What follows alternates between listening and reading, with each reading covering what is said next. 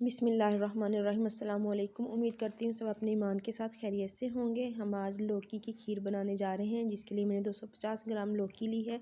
इसको छील कर ग्रेट कर लिया है। अब हम इसमें 2 कप पानी के ऐड करेंगे और इसको गलने तक ढक्कन लगाकर छोड़ देंगे। हमारी लौकी अच्छे से गली होनी चाहिए, इसलिए हम इसको पहले पानी में कुक करेंगे। हमारी लौकी गल चुकी है और अब हम इसमें 2 किलो दूध गरम किया हुआ ऐड करेंगे। इसमें आप खोया भी ऐड कर सकते हैं, लेकिन मैंने 2-3 दिन की बलाई दूध की जमा की हुई है। मैंने दूध में डालकर उसको बॉईल कर लिया है और अब हम इसको लौकी में डालकर इसको पकाएंगे। जब तक लौकी घुल ना जाए तब तक हम इसको पकाएंगे। इसमें आधा इंच का टुकड़ा मैंने दालचीनी का डाला है, इसका बहुत अच्छा फ्लेवर आता है।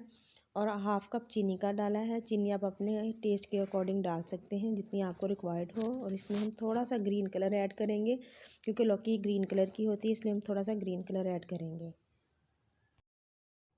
जी, हमारी लौकी जो है वो दूध में घुल चुकी है और अब हम इसमें 2 टेबलस्पून कॉर्नफ्लोर ऐड करेंगे, क्योंकि अभी बहुत पतली है और इसको थिक करने के लिए मैं कॉर्नफ्लोर ऐड करूँगी। 2 टेबलस्पून पानी में कॉर्नफ्लोर घोलकर वो हम इसमें मिक्स करेंगे और जितना हमें थिक होगा हम उतना कॉर्नफ्लोर ऐड कर लेंगे और इसको 2 से 3 मिनट तक हम पकाएंगे।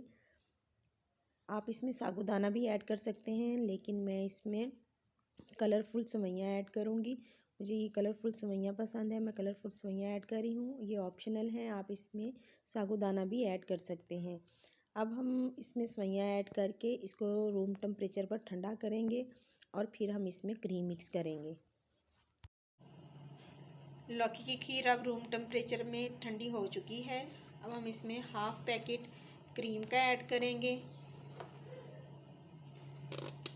और इसको अच्छे से मिक्स कर लेंगे।